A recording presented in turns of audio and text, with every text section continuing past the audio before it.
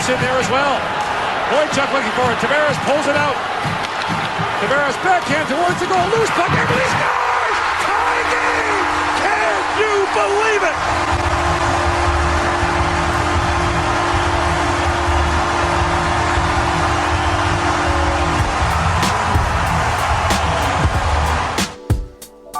Toronto. VK on the beat. Check. I'm in Toronto where you wanna get the city love. I'm from Toronto where you wanna get the city love. I'm in Toronto like we wanna get the city love. My city love me back for my city love. Welcome to episode 1672 of Toronto Mic'd, proudly brought to you by Great Lakes Brewery, a fiercely independent craft brewery who believes in supporting communities, good times, and brewing amazing beer.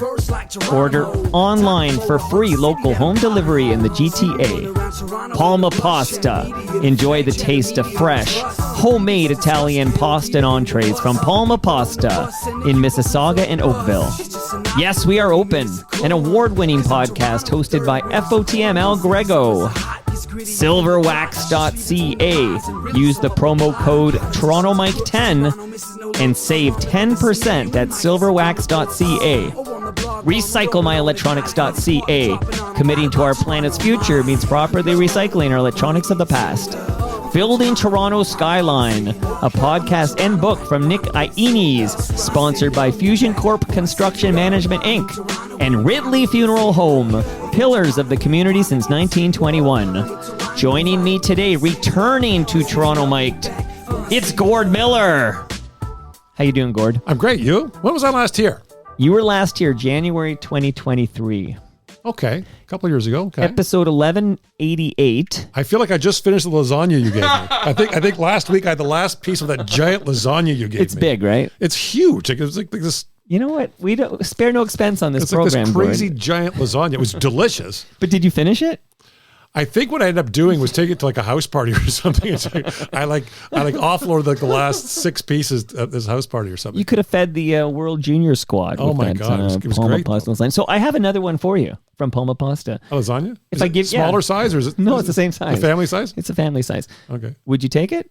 I'll take it, sure, yeah. Okay, because it is I'm not gonna say delicious, no. right? I did hear you it say is that, delicious, right? But I need instructions on how to because it comes frozen, right? Yeah. So you want to know what I do? So I put it in the fridge for 24 hours. And then I put it at 375 for I know, but 45 the minutes. problem I have with that is that I have to cook the whole lasagna, and I don't want to. only want to cook half of it. Like, there's got to be You a need way. a chainsaw. There's a way to because it's hard to cut through. I tried that. I think I broke a knife doing that. So Oh, you can't do that. No. Okay. That's like cement right now when it's frozen. But that's a good problem to have, right? You could go to your neighbors and say, "Hey, your friendly neighborhood Gord has given you this delicious slice of lasagna." I just moved, so that would be a good way to ingratiate myself to the new neighbors. I could give them lasagna. Did you move? Like, where did you move to? Well, I'm still in Midtown. I've been in Midtown for like, I don't know. You are the original Midtown Gord, because there's a gentleman who listens to this program who goes by the name Midtown Gord because he used to call into the Fan 590 all the time. And another Gord, who will come up in a minute, Gord Stellick, decided he was Midtown Gord. Okay, so I've lived in Midtown for, I don't know, 30 years now, something like that, and I love it. But I moved typically 2 blocks into a new place. So Like, it must be a really nice place, because that sounds like a lot of hassle to move 2 blocks. yeah, it is a lot. I'm not moving again. I've decided I'm done moving. This is it for me. So like the next time I move, it'll be with a toe tag on. Hopefully, To Ridley Funeral Home. Ridley Funeral Homes. I've got a reservation with them a long time from now. And no joke. If you do the prepay, like if you pay for your funeral at Ridley Funeral Home, then let's say you die. Let's pretend you go another 35 years. Okay. It doesn't matter what happened with inflation or whatever and what it would cost then. You still paid for it in 2025 money. Like, this is the best way to buy a funeral, is to prepay. And the best thing is you're dead. So your friends can go, you don't hear your friends going, what a cheap jerk he is. he bought the discount, pay in advance. Oh, imagine funeral. you bought in before this recent inflationary period. Yeah, Like, exactly. you'd be laughing all the way to the grave. Okay, I don't want to laugh on my way to the grave. That's the other thing is, I was talking to someone about this the other day. I want people to be miserable when I die. I want people to be unhappy and sad that this great important person in their life died. Yeah. I don't want them sitting there going, oh no, Gord would want us to be happy. He wouldn't want us to be sad. No, Gord wants you to be sad. Gord, if you died, I don't know if I could even watch the World Juniors on TSN. I don't even think I could tune in without hearing your voice again. Well, I think you get over it eventually. No, you know what they'll do? You know what the Bell Media will do? They'll make some AI version of Gord Miller. Maybe the AI version of me would be better. Would you sign off if they gave you, I don't know, X dollars? Bell Media said, hey, we want to use your voice as the voice of the juniors way after you're gone. Will you sign off and give us permission to mimic? That would be creepy, I think. It depends on the money, no? Like, was there a price? I'll be dead. Do I need the money? But you get the money while you're alive. The money now.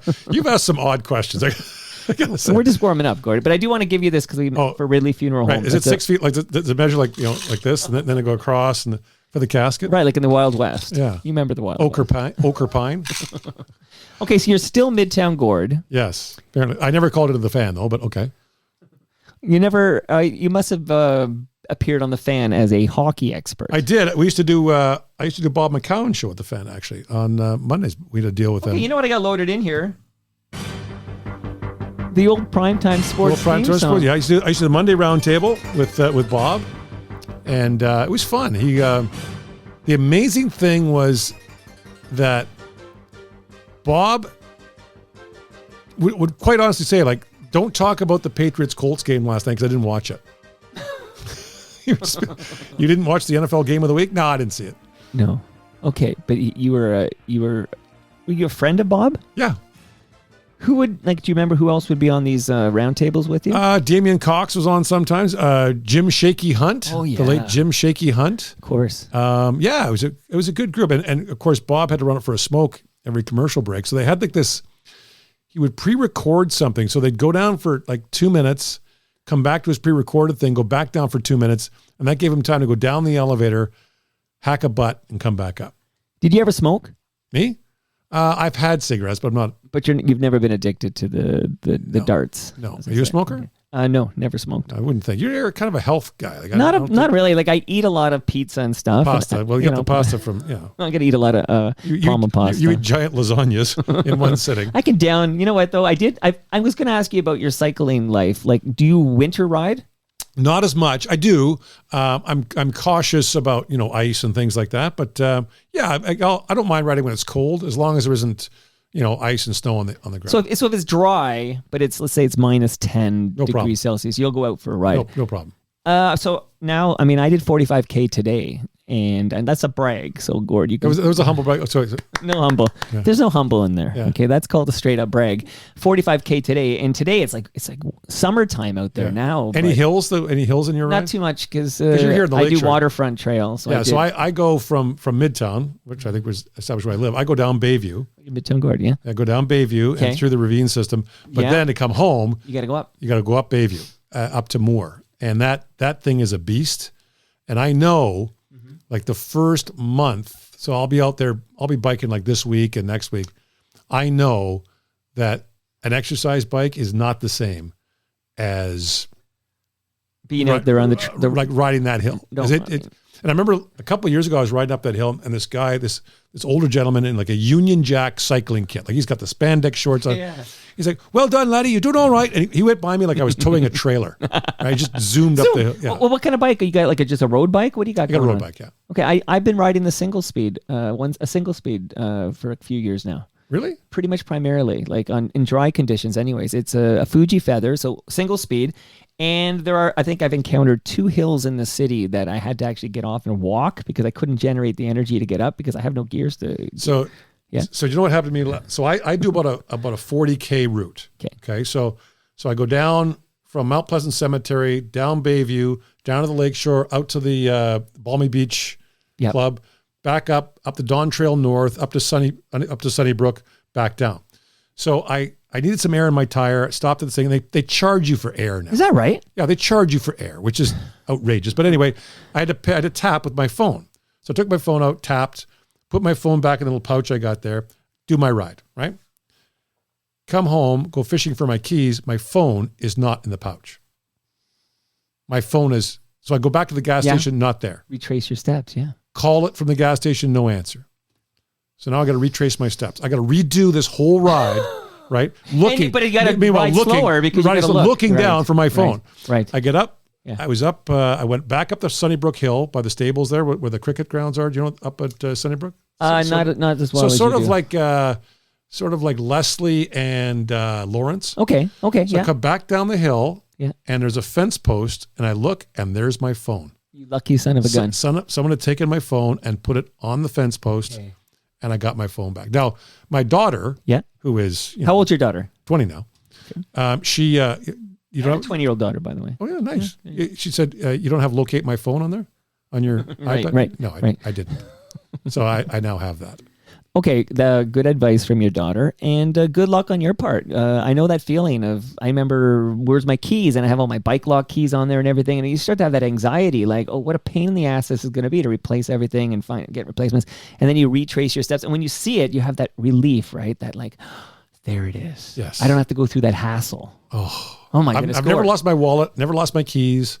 Okay, lucky guy. I'm imagining what it must be like. I've never lost I obviously misplaced my phone, but do they still have the war amps thing? Like as a kid, that was the thing. You had you put the war tag amps on. tag. They do. I still and then see people drop it in the mailbox, and it gets. But apparently, if you find someone's wallet, just put it in the mailbox. Oh, and they'll track you down if there's ID in there. Yeah. Right. Yeah. That's a good pro tip. So people can do that. I want to read the description. Oh, you know what I want to do first, Gord, is I want to crack this Great Lakes open. Okay, good, so you have a Canuck Pale Ale, so you can crack on the mic. Okay, here we go. There we go. Okay, it sounds good. This is fresh. I think it was canned like last week or something. I have the Sunnyside. They only started canning this thing for the summer about a week ago. The Sunnyside Session IPA. Oh, that's a pro. You know, I've done it a few times, Gord. Cheers. Cheers to you, bud. Cheers. Good to see you. You too. So I took a note, January 2023. My note was, I'm going to read the description and then I'll tell you my mental note. So that's what I wrote.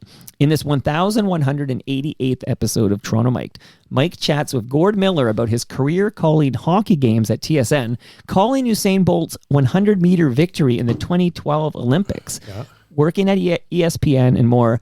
We talked for about, an hour 19. And I took a mental note. I like this guy. We got to get him back. You know, I said the royal we, like there's more than me here, okay? So we got to get this guy back. Where are they? It's me, myself, and I. Okay. But here you are back here. Did you ever have the pleasure of working a game with Greg Millen? I did not. I knew him around the rink a lot, but I don't think I ever worked with him. No, because I was at CBC in the 80s and he wasn't there then. Wasn't there He was yet. playing. He was still playing? No, I did not. He was a terrific. I mean, I think the hardest thing to do is to be an analyst for a long time, because once you run out of when I played, or I played against that guy, then the work starts. You got to keep up. You've got to, watch games and talk to people. And Greg never lost his enthusiasm for that. He always had. It's hard to do it for a long time, and he did a very good job. And he was always a gentleman around the rink and funny guy, a jokester. So I really, I was really saddened to hear about his death, and Ray Shiro, who passed away a couple of days later, right. who was a good friend.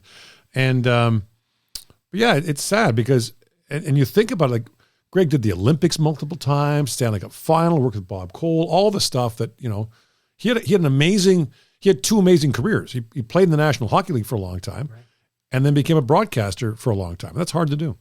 Hard to do. I assumed you crossed paths with him, but in his passing was so very sudden that it very sudden and sad. So our condolences to those who knew and loved Greg. Another name is a little less shocking due to the age, but still kind of a fixture. Jerry McNamara passed away. Yeah, former GM of the Leafs, drafted Wendell Clark. The amazing thing about Wendell is that he was a defenseman. Yeah. His whole life until the Leafs drafted him. In fact, he played in the 85 World Junior. Right. It's actually a great story. So he goes to training camp for the World Junior, and the head coach, I think, was Dave King. I can't remember who it was.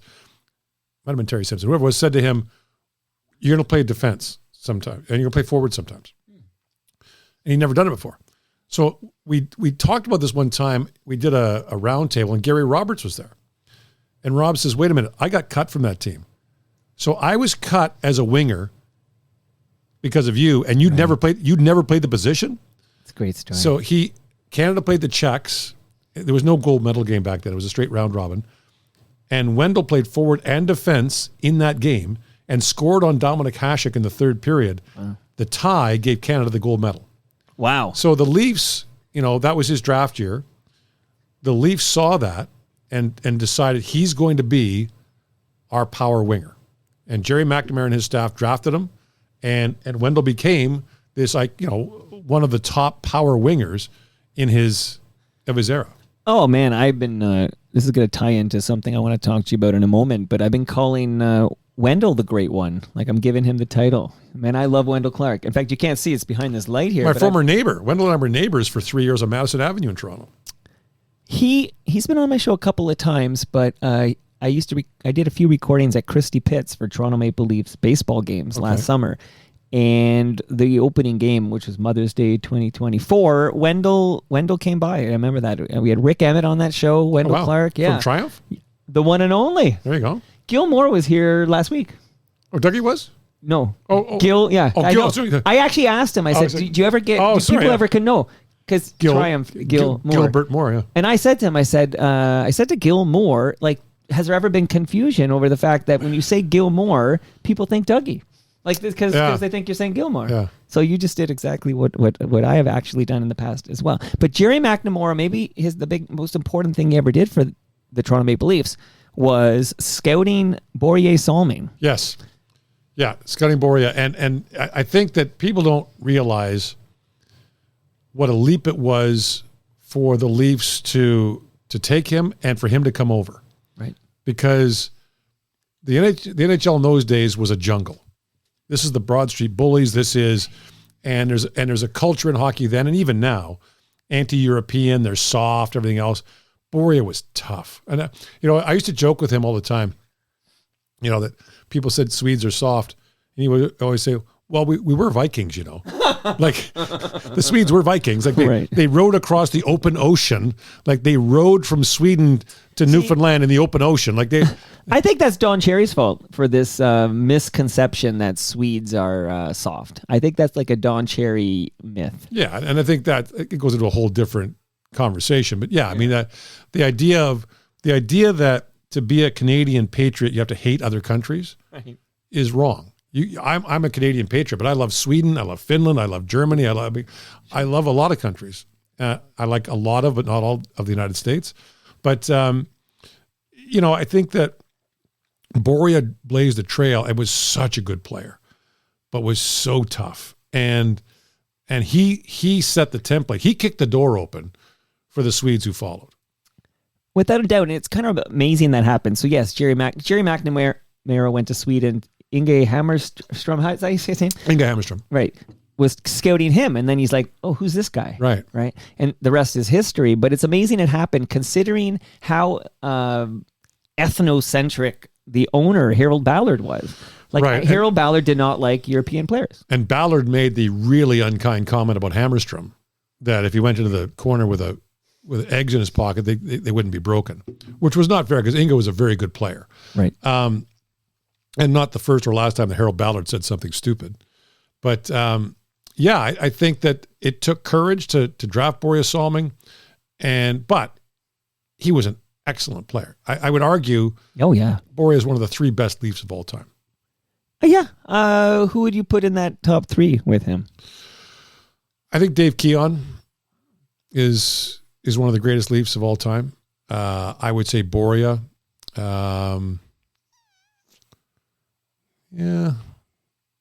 Red Kelly. What's it going to take for Austin to make that top three? Well, he's moving up the list. Check what time it is, right? Yeah. He's going to become the Leafs all-time leading goal scorer within the next 12 months, probably, or 12 to 18 months. I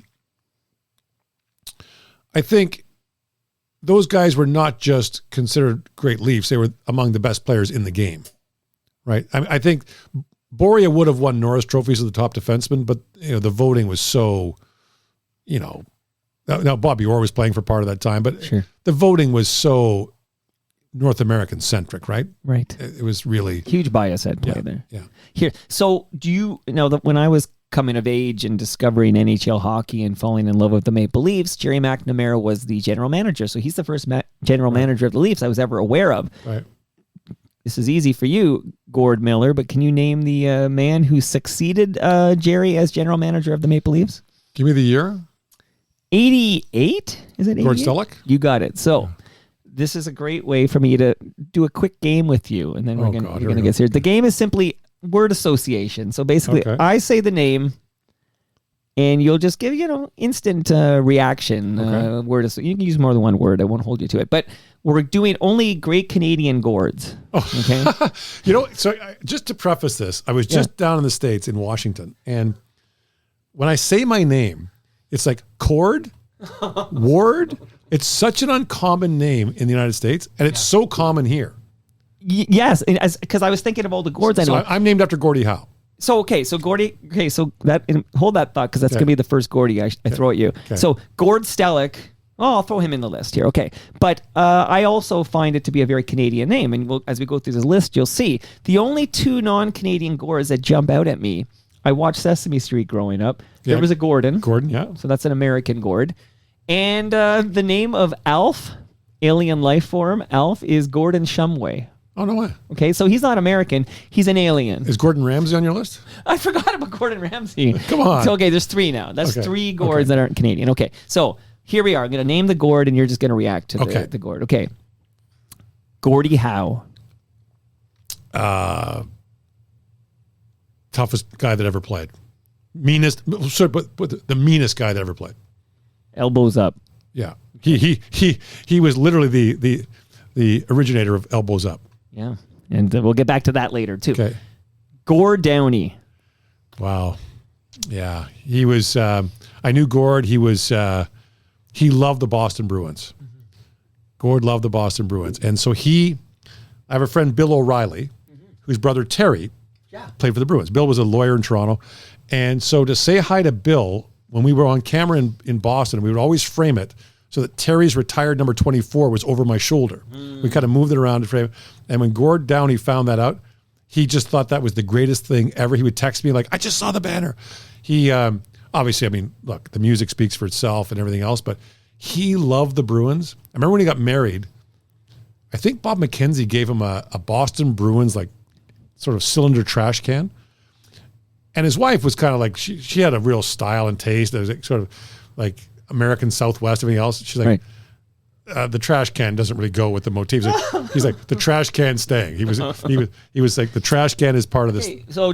So Bob McKenzie had a podcast for a while at TSN called the Bobcast. Yes. And the theme song was Thugs by the Tragically Hip. Yeah, he was very close to Gord. Yeah. And again, to bring it to hockey here for a moment here, well, Harry Sinden, of course, Gord Downie's godfather. Yes. Which brings in that Bruins lore. But after Gord's passing, we read about how close he was to Joe Thornton. Yeah, and Joe has a bit of the heart of the poet about him, right? He's different than a lot of hockey people, and I don't know if you saw the stories about, Joe going for walks with Gord. Yes. And Joe is one of those guys that I would say took it all in. Joe took it all, like he traveled and, when we went to Switzerland to play, he took it all in. Like he looked around him and saw it. And it's tragic that a lot of guys who spend a lot of time on the road don't take the time to take it in, to see all the things that. I remember being in Washington one time. I won't say the team, but it was during the playoffs. I was staying in the same hotel as they were, and it was an off day, and so I was going down to see the Smithsonian. And like, where are you going? I said, I'm going to, Smithsonian. They're like, what are you doing? We're going to the movies. I'm like, you do that anywhere. You could do anywhere. So a couple of the guys came with me. I took them to the Air and Space Museum, and they were like, oh my God, this is unbelievable. Like how many times have you been to Washington? Right? Like how many? Right.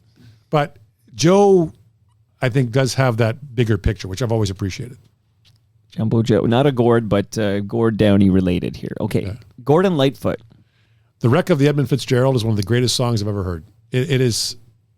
The Wreck of the Edmund Fitzgerald is a phenomenal piece of songwriting. It's poetry at its absolute finest. Like it's evocative. It has, everything about it, you can that's a song you can feel. Agree 100%. And Sundown, which is about the woman who ultimately killed John Belushi. Right. Right. Yes, yeah. I did read about that. That's about her, yeah. But yeah, I mean, that's... And she recently passed, actually. Yeah, that's true poetry, yeah. The Wreck of the Edmund Fitzgerald kind of keeps coming at you like waves, I find. Like, I love it too. But it reminds me of a song that came many years later by the aforementioned Gord Downey. It reminds me a little bit of Nautical Disaster. Yeah. Like, in that it just comes at you. Like, there's no, like, verse, chorus, verse or whatever. It just sort of rumbles through. But, okay, I got to shout out Rob Pruce, who's watching us on the live stream, live.torontomike.com, because he co-wrote Romantic Traffic with this gentleman, lead singer and founder of Spoons, Gord Depp. Yes. Romantic Traffic was I want to say, what's that year? Like 80? Oh, like he's on the live stream. Tell it, 85 maybe? Is it like 85? I like that song. Yeah. The video's great too. Yeah. I should play it. I was playing in the pregame. Okay, so again, shout out to Rob Pruce, who I'm going to see Wednesday. The listenership should know at 10-ish in the morning on Wednesday, we'll have Toast with Rob Pruce and Bob Willett, who is single-handedly saving terrestrial radio. I'm just reading the notes he sent me. Okay. Gordie Johnson from Big Sugar. Not as familiar as I should be. I know Big Sugar, but I should know more about them. Okay, well, you'll come back. Next time you come by, I'll ask you about Gordie Johnson. Okay, Gord Stellick. Yeah, great guy. And I think the great thing about Gord Stellick is, look, the court and all for Cordic trade haunts him and everything else, but you know what? He jokes about it. He's very self-deprecating. And I think there's lots of guys who've had those jobs that aren't. He had a very difficult job working for Harold Ballard. He didn't have autonomy. Like, every time he takes flack for that deal, we talk about quite a bit, but it's not fair when you don't have autonomy. If somebody is pulling the marionette strings. But he's had a great career post, Leafs, and he's, I think that Gord and his brother Bob Stellick maybe have a better handle on what Leaf fans think and Leaf fans feel than almost anyone in the city. And they're the two great storytellers as well. Yeah, they really are, yeah. Just let them go. Yeah, exactly. And if you want Harold Ballard stories, those are my first two stops, actually. Okay, we're almost done. A few more here, and then we're going to move on. But Gordon Pinsent, the great actor. Oh, terrific actor. What's the movie? Away from Her? Yes. Is that the movie? Away from Her? That's excellent. A movie about Alzheimer's, right? About dementia. Right. It's incredible. Yeah. He had the incredible... do you remember the Forest Rangers on CBC? He was the Mountie. I don't. You know what? I remember Beachcombers. Is it pre-Beachcombers? It's pre-Beachcombers. I don't remember it. The most stilted dialogue ever, but he was the RCM. It was the most CanCon show ever done. I remember The Littlest Hobo. Yeah, but he was. But Away from Her, I think is that a Sarah Pauli? I'm not trying to make. But anyway, whoever. It's a. I think so. It's an amazing film. It's a simple, amazing movie about memory and loss. It's really good. I agree. What year did you move to Toronto? 1990. Okay, so I can hit you with this one. Gord Martineau. Oh, yeah. I've had more people in grocery. Hey, Gord Martineau. Oh, no. And actually, that's a compliment because he's a very handsome man. Yeah, that he is. I ran into him actually at a grocery store I ran into him at Summerhill Market not long ago. And we were having a good laugh. And he's got great stories about, and who was it? Daly. Who was the... Mark Daly. Mark Daly, yeah. Well, hey, just hold that thought because I do have this loaded up. The following program contains adult themes, nudity, and coarse language. Viewer and parental discretion is advised. He used to always have the promo, right, where he'd promo the late movie and make a comment about it. It's always like some sarcastic comment. Yeah. Like, put the kids to bed. This one's got some nudity in it. But those days, I mean, it's funny how... news anchors played such an outsized role in our lives, right? Because there was only a few stations and they were like the trusted, right? And now there's so many sources and there's so many newscasts. It's not the same, but yeah.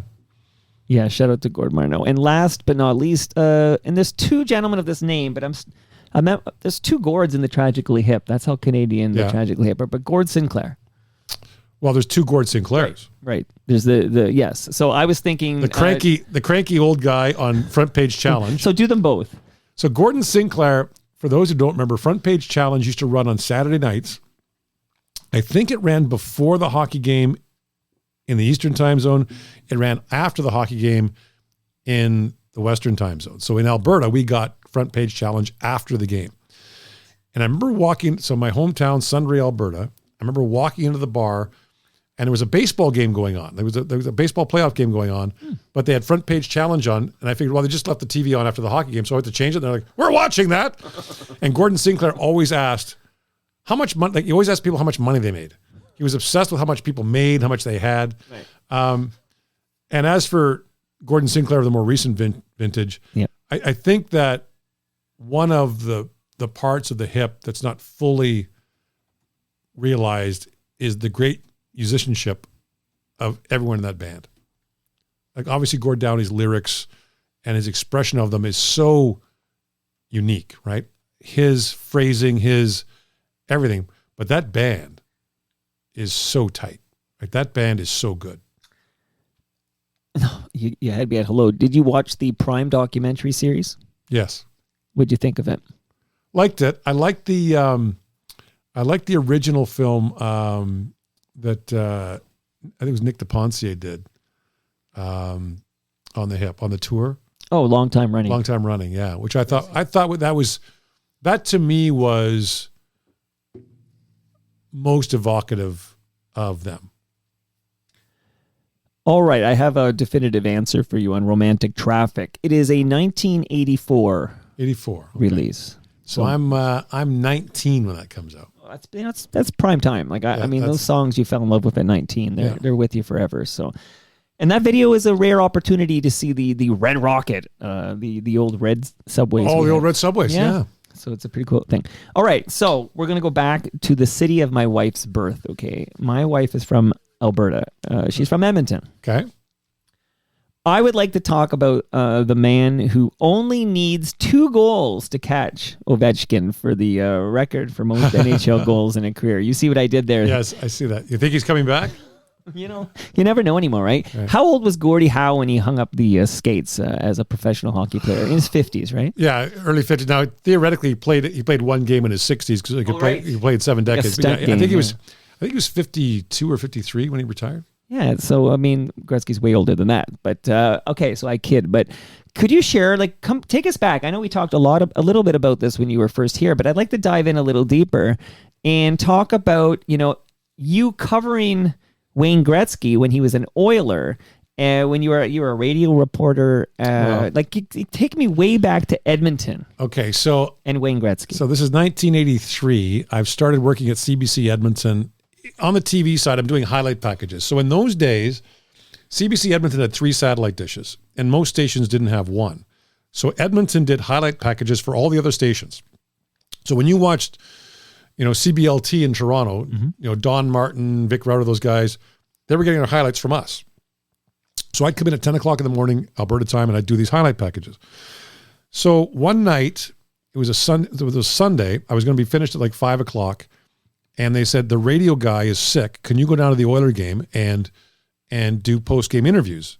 And then you come back and you clip them together and you feed them down the network so they have them in the morning. Okay, so I go down with my little tape recorder, my microphone, and I go down and Gretzky has 4 or 5 points, whatever. And I go to the dressing room and he Typical talks. Day.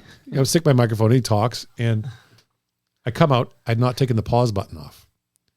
So I have nothing. Right. So now I can't go back with nothing. Right. I've just started. I can't go back with nothing. So I go back in. Wayne's getting undressed. I'm like, hi, Wayne. I'm from CBC. Well, I work in TV, but right now he says, go ahead. Let's get on with it. So I make sure the pause button's off, and I look up and I realize that 18-year-old me is talking to Wayne Gretzky. So in that moment, I summoned all the journalistic chops I had accumulated in my months in the business right. and said to him, good game. And to this day, he brings that up.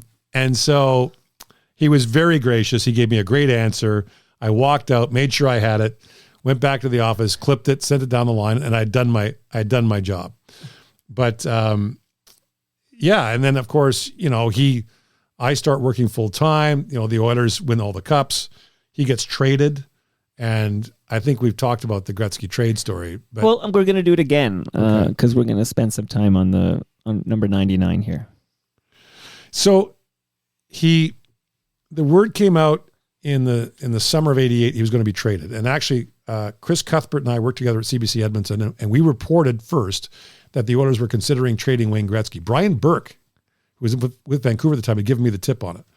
And Bob McKenzie's always said, you guys must have been really big deals. You broke that story and nobody noticed. So it caught it. So I flew down to LA August the 5th, and Keith Olbermann was working in TV in LA at the time. Right. And we did a lot of stuff with Keith, trading video and everything else. And the Oilers had played LA a lot in the playoffs. So I knew Keith. And so I'm down in LA, and I'm going to like Dodger games. I'm hanging out. And finally my boss says, like, this thing's not going to happen. You got to come home. But on August the 9th, I guess it happened. The problem was we had correctly guessed the hotel. We guessed the Sheraton Gateway Hotel, which was then called the Sheraton Lorena in LA. But my Visa card had like a $1,500 limit. I'm 20. This is August of '88, so I'm 23. Right. And so Wayne rolls in with his agent, Mike Barnett, and the hotel is telling me that I have to leave my room. Like I have to vacate the hotel. Right. Because I'm over my Visa limit. And Wayne's like, what's going on? I'm like, no, it's fine. And the guy's, sir, do you have a method of payment? I'm like, yeah, they're going to kick me out. So Wayne reaches into his pocket, pulls up $500, said, will this cover it? And I said, yeah. Can I swear on the show? Yep. He says, you're a shit show. and so the next day, Wayne granted me an exclusive interview where he was staying. But first I had to get my company to Western Union. This is how long it goes. Wire me money by Western Union to pay him back. But here's the funny, there's two funny bits of this. So this amazing story. So rewind. So Bruce McNall owns the Kings. He calls Gretzky on August the 8th and says, he calls the house that he's staying at. He's just been married. He and Janet just got married a few weeks earlier. Calls the house. The kid answers, like 11-year-old kid answers. And he says, I need to speak to Wayne Gretzky, please.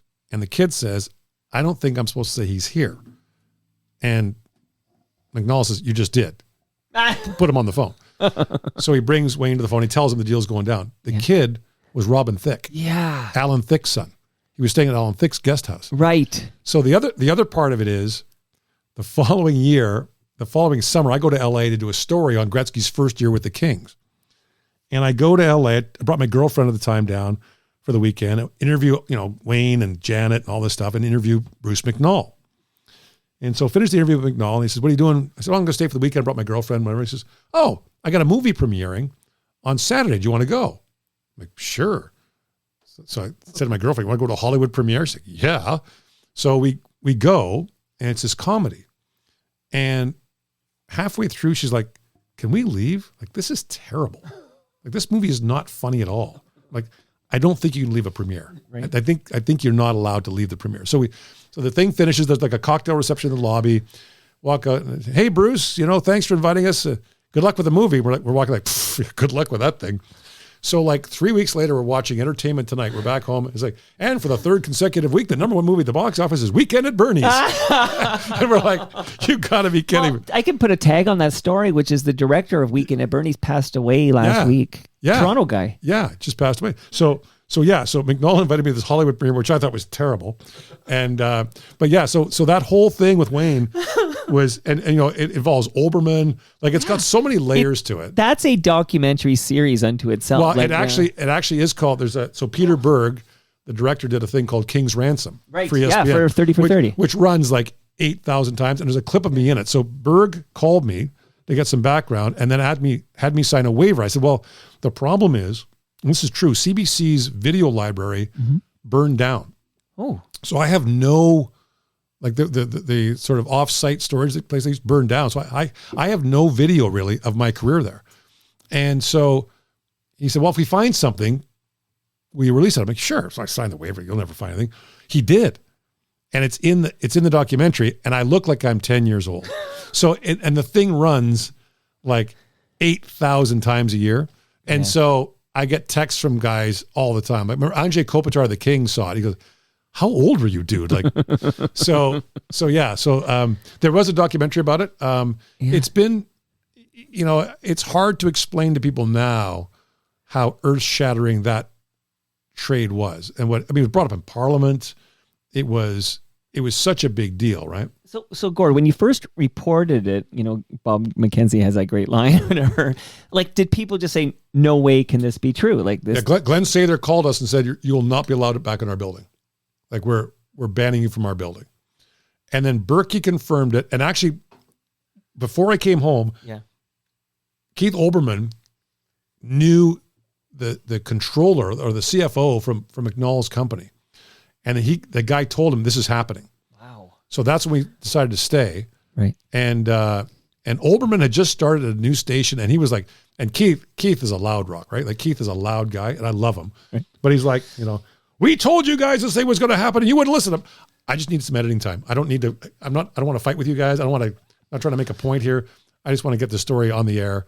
And it was a wild, wild time. Like it was. Well, the whole thing has twists and turns, and it's wild. But just Gretzky bailing you out or whatever when you can't keep your hotel room because your visa's maxed out.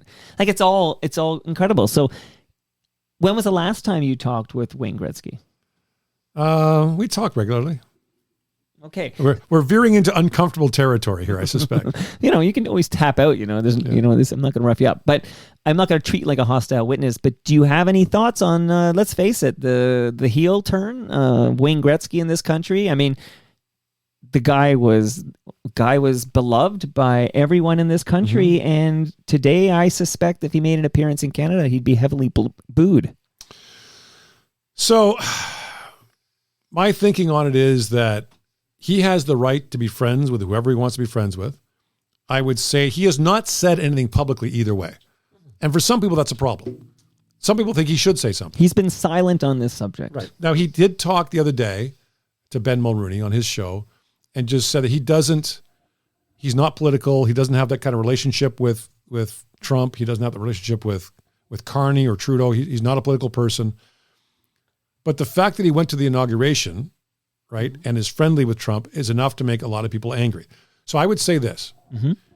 He has the right to be friends with whoever he wants to be friends with, to hang out with whoever he wants to hang out with. He has that right. Of course. But by doing that, he has to understand that will anger a lot of people when the country's under attack. And that his silence will be seen by some people as being complicit to that.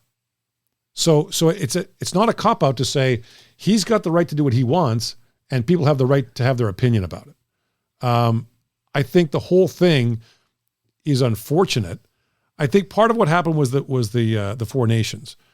So they were always coming out the same entrance. They weren't going to be two entrances. There was always going to be one entrance. He came out, didn't know a Rosie O'Donnell was going to wear a sweater. He waved at Brady and Matthew Tkachuk, who he's known since they were kids. He coached their dad. But the optics of it weren't great. And so I understand people's frustration. Look, Canadians' blood is up, right? Our blood's up. We are under attack for the first time by our closest neighbor and the most powerful nation on earth. And so that's going to have people angry and upset. And I think it would be naive to think that if you're going to pal around with him, that there's not going to be some blowback. Okay, well said. And again, I know you're in an uncomfortable position. You're friendly with Wayne, and I wish I were friends with Wayne Gretzky. Okay, what would you say? I slept on his sheets, but what would you say? I would say we're not. Again, this is a hypothetical scenario where he appears in Canada and gets booed. I've invented this scenario because he hasn't. I don't think he's had a Canadian appearance in a while. But it's not because he was at Mar-a-Lago on election night, and it's not because he was photographed wearing a MAGA hat. I think it's 100% because Donald Trump has consistently threatened to annex our sovereign nation and make us the 51st state. One time on Truth Social, Wayne Gretzky Donald Trump used the name Wayne Gretzky and said he'd be a great governor of a 51st state. So Donald, his buddy, is drawing him into this by, saying he'd be a great governor. I had Charlie Angus on the program. I won't play the clip because I played enough on Toronto Mike, but you can find it. It was on this hour. It's 22 minutes. They didn't give me any credit for it, though, but it's from here. And it's essentially Charlie Angus talking about how Gretzky needs to make a statement. He just has to say something that he doesn't agree with Canada giving up any sovereignty and that he wants Canada to remain independent and free. All the booing is because his silence on this 51st state bullshit is speaking volumes. It sounds complicit. Right. I remember when he stumped for Stephen Harper, and I remember thinking, oh, Gretzky's a conservative. I didn't regret sleeping on his sheets as a kid because he votes conservative. Like, I don't think it's because he's buds with Trump or golfs with Trump or goes to Mar-a-Lago or even got, a photograph taken wearing a MAGA hat. Although I don't like any of that, but that's not why we're going to boo him. It's 100% because he hasn't said boo about the fact Trump is threatening to annex this country and wants to devastate this country financially, and said as much. He's going to use economic weaponry, if you will, to bring us to our knees. So we're so desolate here, we are begging to become a part of the United States. Yeah, and that's fair. And I guess he has the right not to speak, and his position all along has been that he has not said anything. So he is maintaining his silence, and I'm not talking on political subjects. That's his, Bobby Orr endorsed Trump in 2020. Of course. And took the heat, the blowback for that. Gretzky's argument is that he has not endorsed anyone and is not. That's a difficult position to take. That's a difficult, sort of ground to stand on when the country's under attack. Right. So again, we'll move on from this, except I do wish he had it was in his heart to issue some kind of statement. And I heard the Ben Mulroney thing. Ben must be good friends of Wayne because he didn't ask any of these specific questions I would ask. Like, if Wayne's in my basement, I'm going to ask him if he'd like Canada to become a 51st state. Like, there will be specific questions about, does he agree with Trump's assertion that Canada should join the United States? Like, I would ask him straight out, like, respectfully. I would want to know if Gretzky wants Canada to remain sovereign nation, or does he think... Do you think it's possible that, like a lot of people... I think, look, I find what Trump says offensive about Canada, deeply offensive. But there are a lot of people that just say, he doesn't mean it. It's never going to happen. It's not serious. It's just him, Greenland, all this stuff is never going to happen. It's just him being, him. I don't know. I mean, okay, but what does Gord Miller think? So forget Wayne for a second, because you can't speak for Wayne, of course. A lot of people have spoken for him, except for him, like Doug Ford, his wife, Trump. But that's also weird, right? Yeah, why are you all telling us what Wayne thinks? Does Wayne not have the ability to speak to us directly? He doesn't. And by the way, and I'm at the point now, and again, you're talking to a guy who, although a Leaf fan, our Leaf teams were so terrible, I adopted the Oilers as a team that could actually win a Stanley Cup, and they did 4 times of Gretzky. And I had the Wayne Gretzky sheet set, and I loved the You've made 80s. that point. You've made I that. know. I want to point out, I loved the 80s Oilers. So I feel personally hurt. Right. Because I feel like it's possible that the reason he's silent is because he doesn't support Canada as a sovereign country. He does. You say so, but you're now you speak for him. Doug Ford speaks for him. Trump speaks for him. I would say what he said the other day to Ben Mulroney was his wife's American, his kids are American. He tells them, "I hope you're as proud of being as American as I am of being Canadian." Okay, let's hear from Wayne. Okay, maybe next time you're texting, hey, do you want to chat me up about this? I'll get right on that. Okay. I'll get right on that. Okay.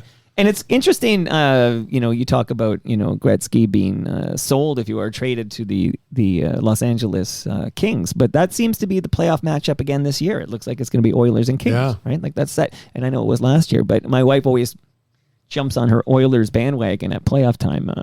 We got all the way to Game 7 last year. You were going to ask me a question before, though. I interrupted. What was I going to ask? You were going to ask me my opinion about something. Yeah.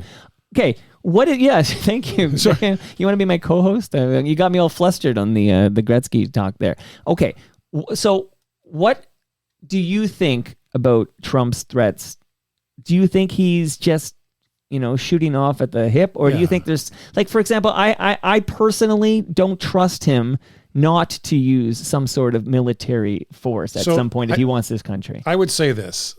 I think the biggest mistake people make with Trump is thinking there's some sort of grand plan or there's some sort of strategy at place. There's no 3D chess being played here. There's no great strategy. There's no great planning. You're dealing with someone who makes things up as they go along, doesn't have a real understanding of things, and that's what it leads to. So that's kind of where I don't take a lot of look, what he does is serious. It shouldn't, but he's signing a lot of executive orders that are causing real people real pain. 100%. Like, most children don't get that power. Well, that's the people around him too are using him as a vessel. But yeah, I think that. Look, I think I don't take the threat seriously. The 51st state is never going to happen. It's seriously never going to happen. So it's insulting. I find it more insulting when people think it's funny. Yeah. Like when people walk up to the States and go, hey, what's going to happen with the 51st state? I'm like, it's not funny. It's not funny. It's not funny.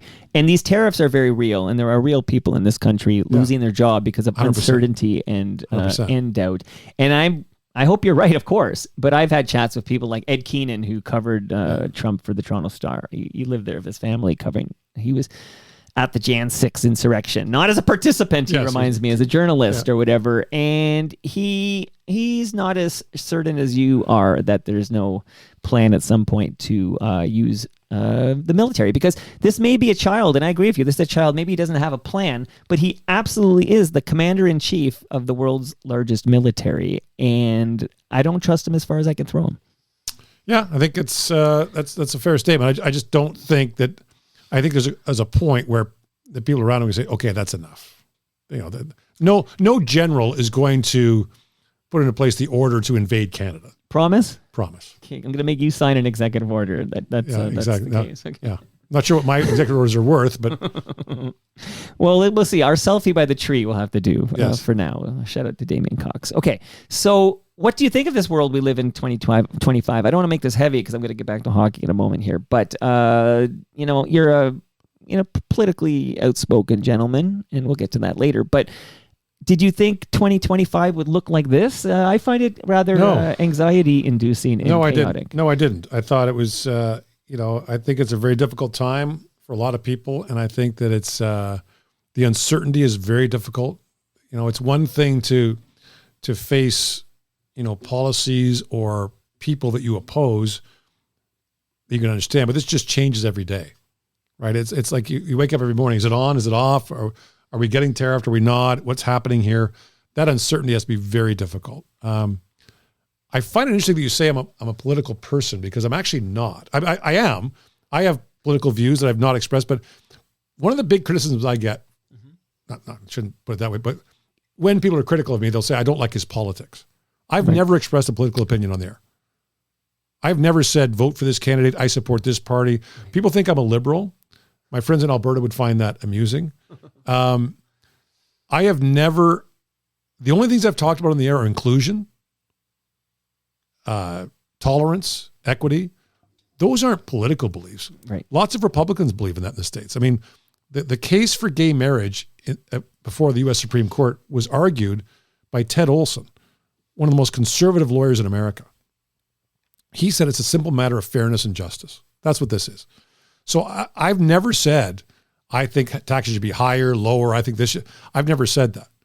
I have political opinions. I have great political debates with friends, but it is funny that I get put in this sort of, I took on Barstool Sports, so you're a liberal. My views, I've never expressed my views in public. Right. You can be a conservative and not like Trump. Right. Right. I mean, that is possible. I hear exactly what you're saying. So you're right. Maybe why did I conflate, political ideology with what you are outspoken about, which is not political at all. It's about human rights, essentially. Yeah, like fairness. Yeah, fairness is not a political position. No, I know. And saying to people who are in, a minority or who are in an identifiable group that are, that are not treated well, to say, you're welcome here. Like being in favor of Pride nights is not a political position. That's just saying to someone, welcome here. You are welcome here. And we don't judge you here. And we want you to feel comfortable here. That's not a political position at all. I agree. So because you brought up the Barstool thing, I'll just read. Why did I do that? You introduced that. You opened that door. I'm just going to read what you wrote at the time. You're now deleted. I'm going to ask you about Twitter too, because your account's been deleted.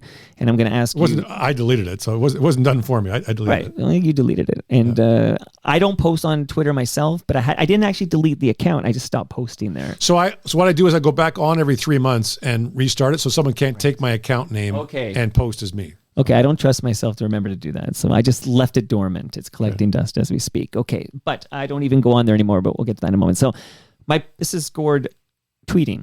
My problem with Barstool is the history of unapologetic misogyny, racism, xenophobia, and the repeated condoning of non-consensual sex. If not wanting to associate with that makes me part of, quote, cancel culture, or constitutes, quote, virtue signaling, or being, quote, woke, I'm okay with that. Yeah. I don't want to speak to those thoughts. I agree with you. I want to hear how you dealt with the blowback and what kind of blowback you received. I remember at that time feeling for you that you were being attacked from a certain segment of the populace that felt you were being, you already put them in quotes, but I can't even say that word. Virtue signaling. Right, and woke. Yeah, I think that, look, I was asked in a Q&A if I would go on the Spit and Chicklets podcast. And I like the guys at Spit and Chicklets. I know those guys. I like them. I think they're funny. But my point was not about their podcast. It was who platformed it. And that's on Barstool. And I have a problem with Barstool. So that's fair. But if you're, now they sick the Barstool bros on you and all that stuff, and it's fine. I don't care. Doesn't affect me. I did get an actionable death threat. Like the police acted on a death threat from the United States. And like I saw the body cam video of the guy being, arrested and all that stuff. That's serious. Yeah, I think that's unnerving. We live in a very polarized time, and we live in a time where having an opinion is an opposing opinion is not. It's no longer okay. Let's talk it out. It's like, I'm right, you're an idiot, right? And especially in that segment of the population, this sort of aggrieved guy, thing where it's like, the hyper, whatever you call it, the hyper masculine guy is like, any disagreement is you're soft or whatever else. It's toxic masculinity. Whatever you want to call it. So it's fine. I mean, I respect those people have the right to do what they want. I don't want to be part of it. So the overwhelming response I got was positive. Good. So I used to have two people that monitored my Twitter account for me. And one of them said, you could have given us a heads up you were going to say that. Because it got like 10 million views or something. It got a crazy number of views. And I don't regret it at all. I think it needed to be said. And one of the most gratifying things I got from it was the number of female colleagues and others who said thank you. Right. Like, why doesn't someone else say something? Why doesn't someone else speak up? I know. I went to see it yesterday. That's when I discovered Gord Miller deleted this account, but you can still see all the replies. And I think Kate Burness was the first reply I saw. Actually, it was like a thank you. Yeah, and I think that's gratifying. I mean, look, I'm very fortunate that I have a public profile and I have a platform, and yeah, I'm going to use it to raise money for Ukraine and to promote charitable causes I believe in, and to promote equity and inclusion and fairness. Those aren't political positions. Like I don't see supporting Ukraine as being political. No, that's humanitarian. That's not when I went there, it's not I'm not taking sides. Well, I guess I am, but it's. I mean, if you support Russia, that's not a side. Like no, it's wild. Actually, just earlier today, there's another quote from the president of the United States about how Ukraine is responsible for this war. And it's what you mentioned earlier. He's a child, but it's one of those head scratchers. How can the victim, the oppressed, be the invaded, be the cause of the war? But we live now in a world where truth is under attack, right? More than ever, right? So on social media, there are people that honestly believe that vaccinating their children puts them in danger. Like despite the science, despite the evidence, despite generations of evidence, that think that vaccinating their kids is a bad idea. So all of a sudden we have measles outbreaks. Right. So it's very hard to sit there sometimes and look at the misinformation, disinformation that's out there and not be sad about it. Now I'm going to quote you again, Gord. And don't worry, this gets lighter and happier in a moment here. Okay. I'm Gord Miller, everybody. I won't do an impression. I'll just read it. I recently stepped away quietly from Twitter/X. In parentheses, I didn't say anything at the time. This isn't the airport. Departures don't need to be announced.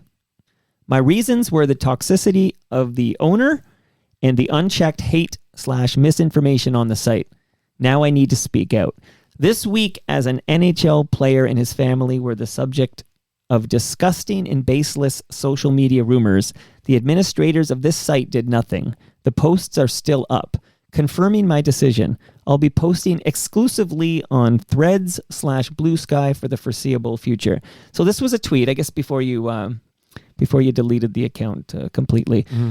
And I won't even name the names, but we all know this rumor that was spread far and wide on social media. And I'm wondering, so what are your social media rules for yourself? Like, I noticed you're not exactly you're not that active on Blue Sky. No, I'm not active on social media much at all. Actually, I'm really, and that's a conscious decision. I'm actually really enjoying it. So the funny thing about it is you get into a free speech argument, right? Like, well, you're against free speech.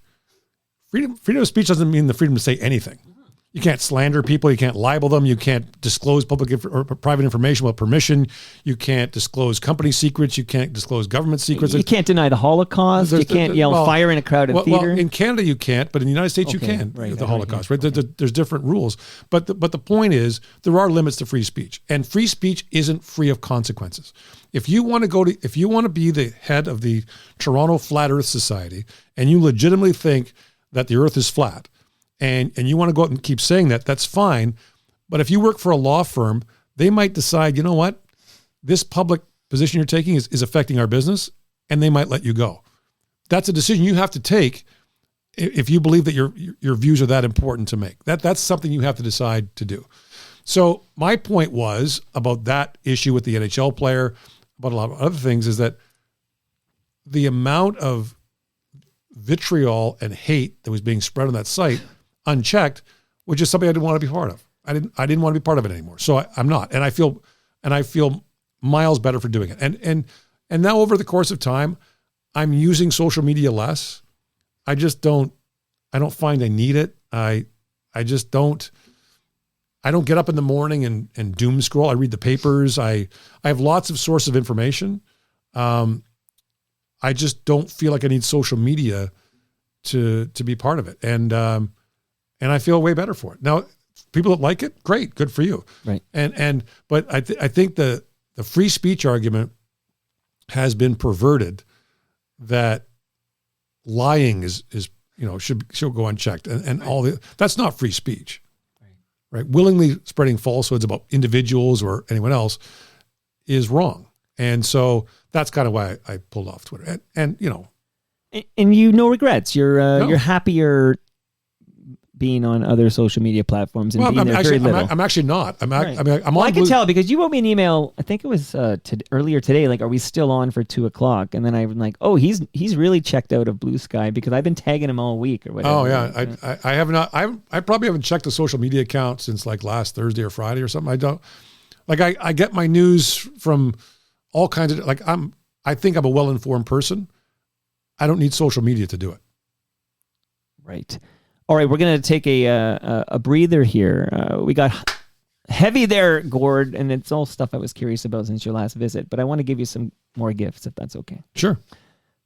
Gord Miller, I'm pleased to give you a wireless speaker from Moneris. Oh, nice. Thank you. It's a great sound, too. I need one of these. I mentioned Ed Keenan the other day, but at his 50th birthday party, he was blasting the beats with his Moneris Thank you. Wireless speaker. So why did I just give you that? Moneris doesn't sell speakers, okay? So what the heck am I doing here?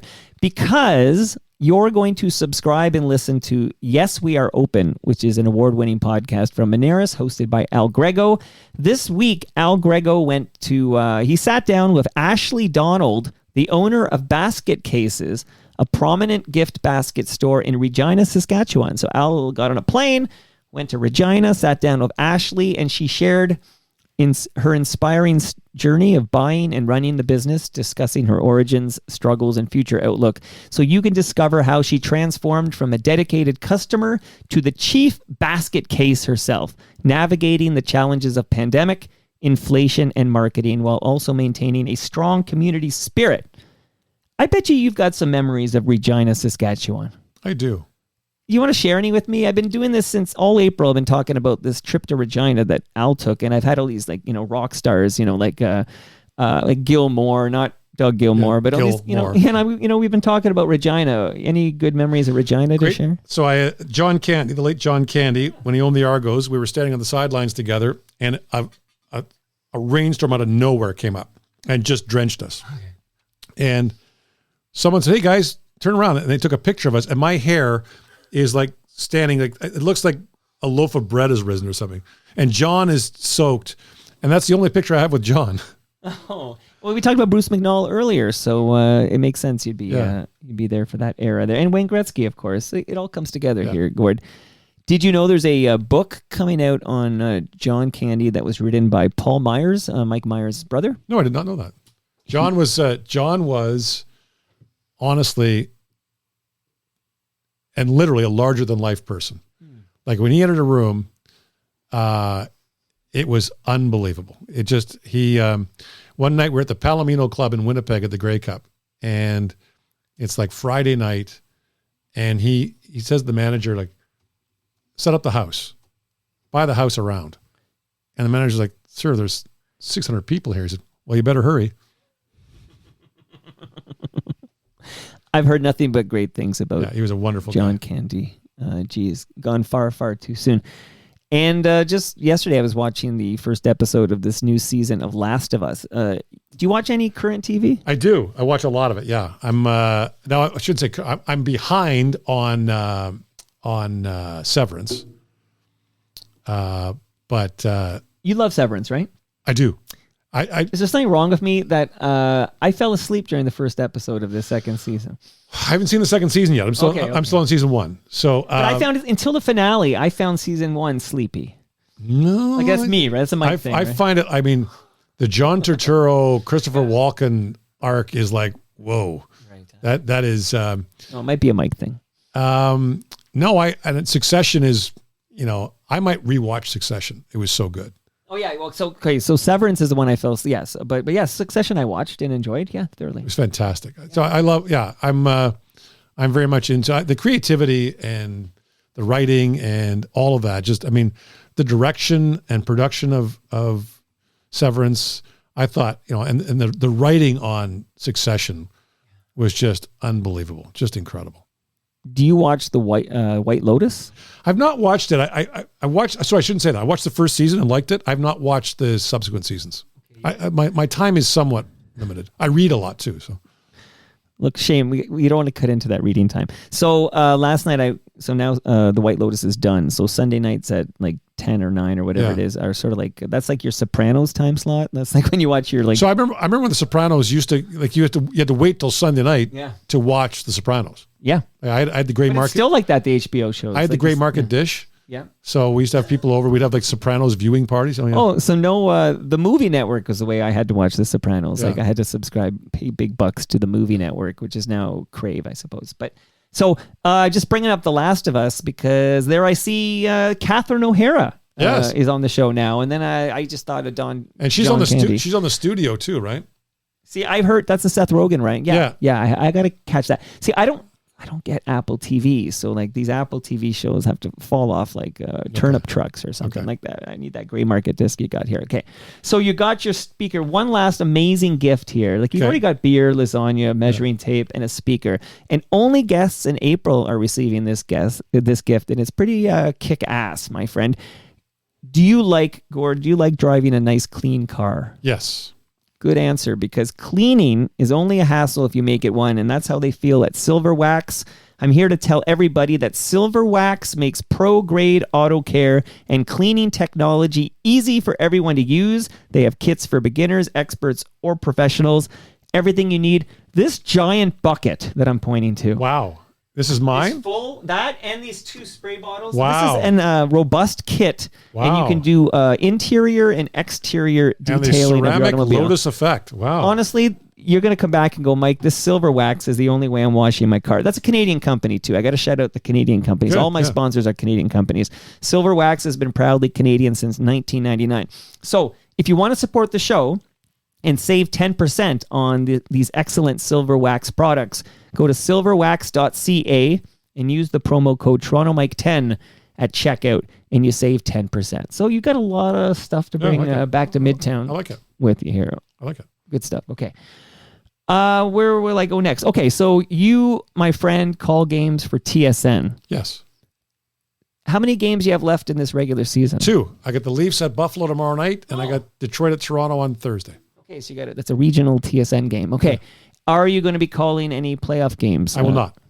So did you call playoff games last year? No, I did games for ESPN a couple of years ago. 2 and 3 years ago. I did them for NBC for 11 years. Right. But no, I will not be. I'll be going to the World Hockey Championship in Stockholm. That's a tough gig, man. Oh, it's honest to God. People say to me like, "Oh, you're disappointed you don't do playoff games?" Like, my company sends me to great European cities for a month every May. No, I'm not disappointed at all. I've had many a conversation with what's it? Well, Paul Romanuk and I are buds. He's been over here a few times. Kind of did the World Juniors before you did. But this idea that you can go to a cool European town or city for a couple of weeks or whatever that's unbelievable to me. Like that's unbelievable. Prague last year. Yeah. Stockholm this year. Zurich next year. Do you ever pinch yourself, Gord? Yes. That is amazing. I'm very. Anytime I'm going to complain, I feel. Broke your chair. Those are robust chairs. Don't worry, they can handle it. I feel very fortunate. I have a job I love to do. I work with great people, and I get to visit unbelievable places and meet incredible people. I'm very, very fortunate. So anytime I'm sitting out at delay or whatever, I remind myself that I'm a very fortunate person. I think you might have the best hockey gig in the world. Maybe it's pretty good. Like, where's the juniors next winter? St. Paul, Minnesota.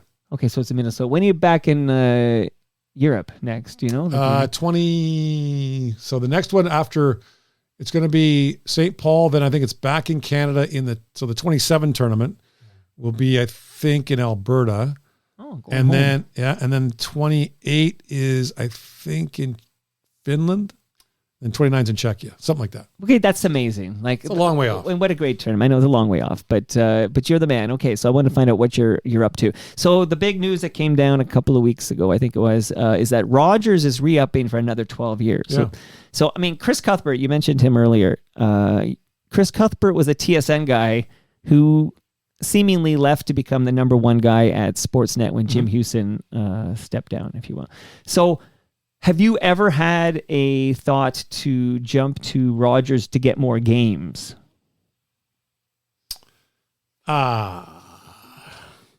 You can tap out, man. I've been asked. You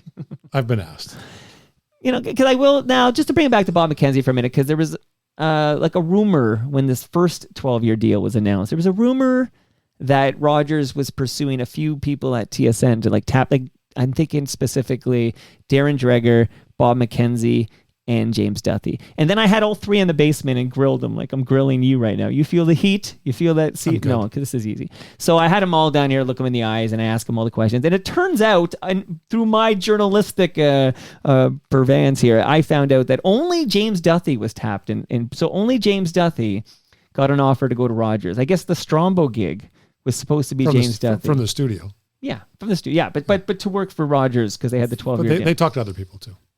Did they talk to you? Yes. Okay. Did you tell me that last time? I got to play my breaking news thing. Can't okay. remember. So all of these guys just re-upped with TSN because they loved working for TSN. Yeah. So where are you at with that? Like, I know you love your job. We just talked about it. But there's more games at Rogers and playoffs. Don't you want to call a Stanley Cup final game again? I'm good. My legacy has nothing to do with the NHL. My legacy is international. I mean, my legacy is international hockey, the juniors. I like what I do. I like the people I work with. So my view is I'm really happy where I'm at, really happy what I'm doing. I don't look at what I'm not doing. I look at what I am doing. And I enjoy Mike Johnson and I have a great time together. He's good. Yeah, he's very good. He's very good. So yeah, I have no, my feeling is that I like what I'm doing. I never, if someone came to me with something, I would always look at it. But in the past, I've not found anything that is more compelling than what I'm doing now. I'm still processing that bomb you dropped on me. Like, so how many people, I wonder, were pursued before they brought in George Stroumboulopoulos? Do you know anyone else? I'm not gonna comment on what happened there. It's not. I don't work for them. I don't know who they talk to, so it's not none of my business. So I can say, because it's been on the public record, is that so James Duthie was approached, and then all three of those guys, Dreger, McKenzie, who's semi-retired now, Dreger, McKenzie, and Duthie all just locked in for like long-term deals with TSN, and they have no regrets themselves. And you're happy. So Chris Cuthbert, maybe he just had an offer he couldn't refuse and decided to go for it. And I would think, and again, I'm just speculating, that Cuthbert leaving for Rogers would benefit a Gord Miller. I don't know. I mean, look, Chris and I are old friends, and we got along great as colleagues. He was doing the CFL, did the Grey Cup and all that. So that's not something I do. No, Chris has done a great job. He's a terrific broadcaster, and he's happy, and that's all you could wish for someone, right? You just hope that everyone, look, it's not a binary proposition. It's not either or, right? We can both enjoy what we do. We can both, it's a 24-hour sports network, right? You can't do everything. Like you can't be on all the time, and you wouldn't want to be. Right. So I just, the way I look at it is, I look at it from my perspective, and am I fulfilled? Am I enjoying what I'm doing? Right. That's what now, when that deal came up in 2013, I will tell you this, my daughter was 8 at the time. The idea of working every Saturday night did not appeal to me at all. I had no interest in, being away every weekend. That was not a big thing for me. When the World Championships end, are you do you get the summer off like a teacher? Yes. You're like a teacher until... Except I don't deal with children. Well, depending what we think of professional athletes, but yeah. I'm done. So. You got a good life, man. I do. I have a great life. I'm very happy. I'm a lot of cycling time there. A lot of cycling time at the right time to do it. So I'm very fortunate, and I try to take time to step back and feel gratitude for what I have. Did you get any calls from Amazon when they were building a team for their Monday night package? No comment. You're the best. I love it. All right. And did last question on this front here, since I'm struggling to get you in any trouble here. And not that I'm trying to do that. I'm kidding. But did you hope in the back of your mind that maybe when the 12-year deal with Rogers ended, the one you talked about from 2013, that maybe Bell Media gets a big chunk of the next package, or if not more? Or do you care? My view was, we didn't lose anything we had. So my view was, whatever came along, I'd look at it. But I mean, if the worst case scenario is I keep doing what I'm doing, that's a great scenario. And I'm thinking now of the great Bob Cole, who was retired, okay? Because Scott Moore came over and talked about, he basically tapped him on the shoulder, tapped Bob Cole on the shoulder and said, time's up, we got to wind this down. Because Cole would go till he died, basically. Yeah. He would have kept doing it. Do you have any thoughts on when you'd like to step away and enjoy a retirement, or are you like Bob Cole? You want to call games till you die? I think there's a lot of things out there I want to do that have nothing to do with hockey. I enjoy what I do, but I have a lot of other interests. So I think I think there'll be a time when I would like to travel on my schedule, to see things I want to see, that kind of thing. Yeah, that time will come. I thought you were going to tell me you were going to run in for politics or something like that. No plans. I've been asked, and the answer is no. So what party? I won't say. Not going to say. That would be a political position. You know what you're like? You're like Steve Paikin, okay? I have a pretty good relationship with Paikin, comes over a lot. And trying to, I know his wife's party, because she's very public about working for the Progressive Conservative Party in this province. But Paikin, I'm completely objective. I would say that be careful, but it would surprise people who asked. Wow. Okay, after the recording, I'm gonna guess. Okay, is that a deal? Okay, my friend, you've been amazing. I want to shout out recyclemyelectronics.ca, because if you have old cables, old electronics, old devices, you don't throw that in the garbage. Those chemicals end up in our landfill. Right. Go to recyclemyelectronics.ca, put in your postal code, and be like, drop it off here and to be properly recycled. That's what you're gonna do for me, Gord. Got it. And last but not least, the CN Tower is turning 50. Ooh. And we did a special episode for, it's called Building Toronto Skyline, hosted by Nick Iones. I get to co-host the show. But we talked to a guy named Jack who worked on the CN Tower 50 years ago.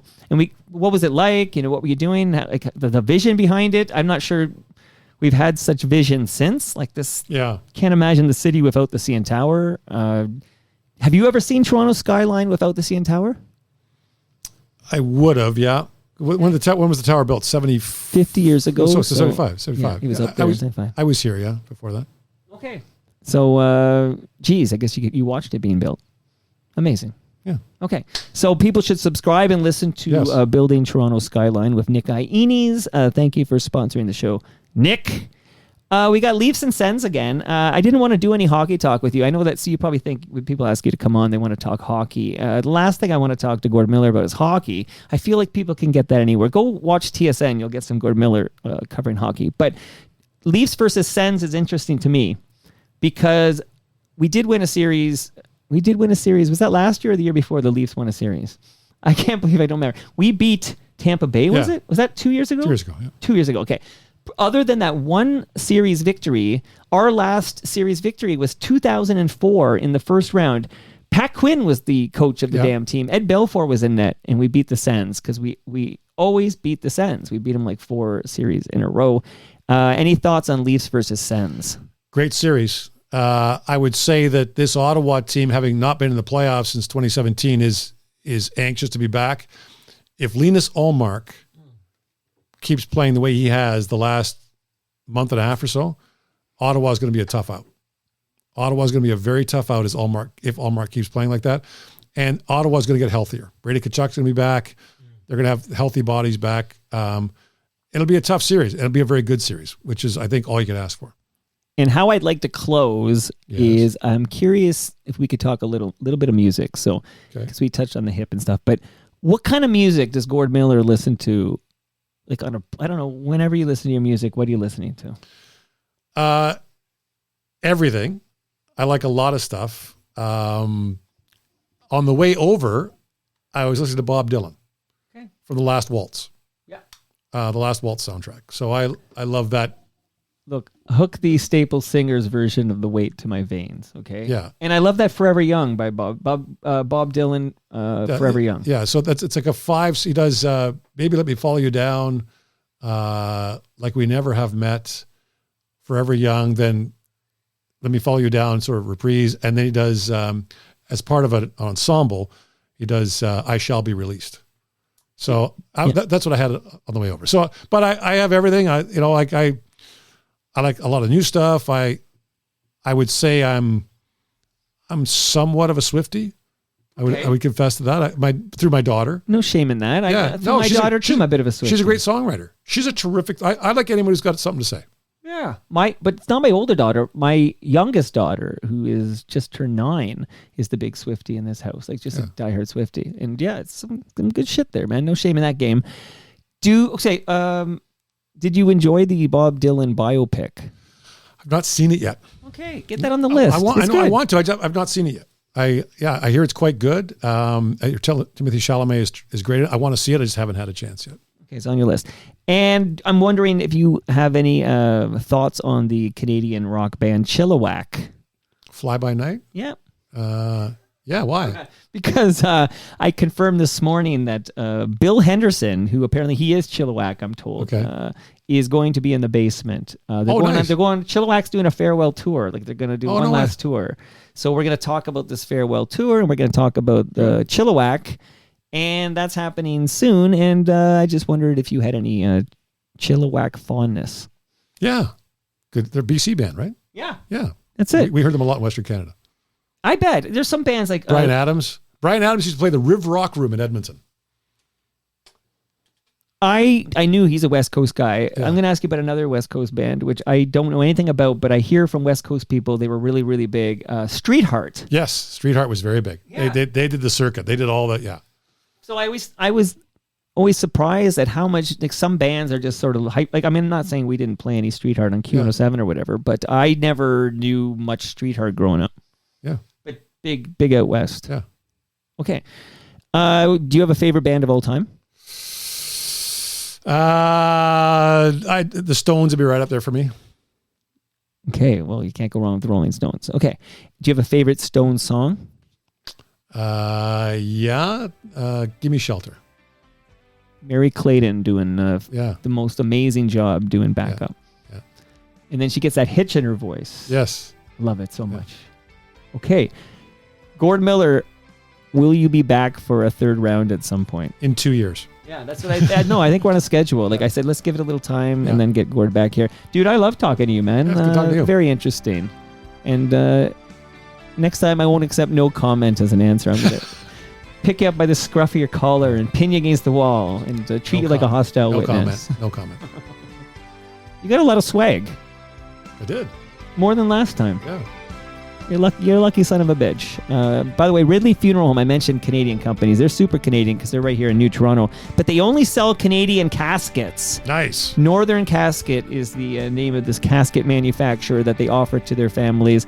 And I just love the fact that they only use Canadian products at Ridley Funeral Home. So much love to Brad Jones at Ridley Funeral Home. And that brings us to the end of our 1,672nd show. Dude, that I know it was we're not going to do an all-star game. We're going to do the Four Nations. And at first I was a little skeptical of the whole thing, but that was awesome. Another question? I thought we were going. I'm throwing it out there. It was very good, yeah. Who are you rooting for in that final? No comment. Go to TorontoMike.com for all your Toronto Mike needs. Much love to all who made this possible. That's Great Lakes Brewery, Palma Pasta, Moneris, Silver Wax, RecycleMyElectronics.ca, Building Toronto Skyline, and Ridley Funeral Home. See you all tomorrow. It's a deep dive into the history of K-Tel with the founder's daughter. It's a K-Tel episode. All the K-Tel info you'd want to know. Patty Stacker. Yeah, everything. And mini pops and all the K-Tel stuff. We're doing that tomorrow. See you all then.